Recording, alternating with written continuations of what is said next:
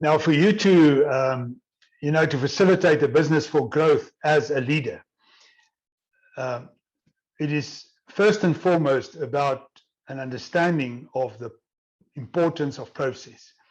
And what I mean by that is that often in life and in business, process becomes the lifesaver. Think of it in this way. These are just metaphors.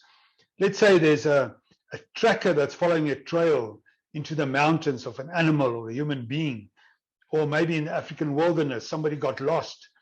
That tracker will almost intuitively do his job, and he will do what he knows. He will be good at it. But when the tracker gets stuck, when the tracker goes off track, when the tracker loses it, that's when the tracker will fall back on what I would now call process. In other words, the tracker will call time and say, I'm off track, I need to stop and readjust or assess what it is that I missed and how do I kick back from here going forward differently. Maybe another example, but it's a good one. Let's say there's a traffic congestion in town, in city, and the traffic is not flowing. Somebody will report that. Then the traffic official will get summoned to go there. And when he or she gets there, what will they do? They will take control over that situation, and they will start facilitating a very simple process, a sequence of events. And by doing that, they hope to unlock the absence of flow, and they will bring it back to normal. That is process. That's process work. The point is, you don't do it all the time. You're not continuously fall back on process. You're not deliberately working process every day 24/7. But when you get stuck, the process is there to help you. Now, in my mind, there are maybe many different ways of looking at process, but for the purpose of this conversation, there's two kinds of processes. There's our business processes, the normal stuff that we do. We plan, we organize, we direct, we lead, we control, we measure, we get feedback. Those are all processes. And they are all integrated into one, and getting there and getting the job done is a very participative process. And the point is, when we go off track in execution, when the numbers don't come, when we don't get what we want, then it's timeout. You have to be able to call time and say, whoa, stop this. There's something wrong in the plan. There's something wrong in how we organize and structure ourselves.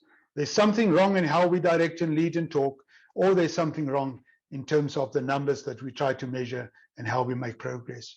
Whatever it is, that timeout asks for a process where you bring clarity, you bring understanding, you look at the root cause of that issue or problem, you fix it by getting out some new ideas, you roadmap it so that people can see and know how we're going forward, how we're going to do things differently, what's my role in it, and then you put that process in place. You make a decision. This is what process is. On the people side, all those engagement processes that I would love to call the enablers, they help us. They are all important. Problem solving, communication, conflict resolution, negotiation, coaching, mentoring if you want, counseling.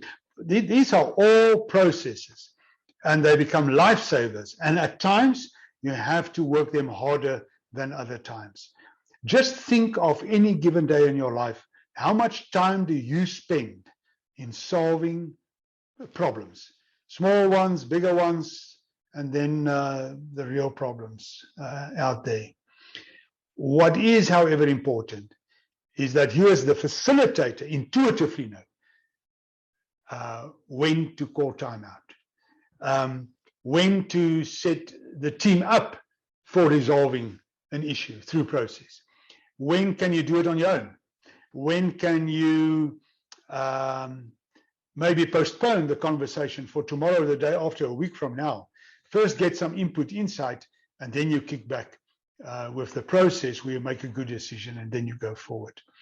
All I wanted you to hear in this short conversation is that process is important, and you've got a role to play in it as a facilitator, and you need to understand that role.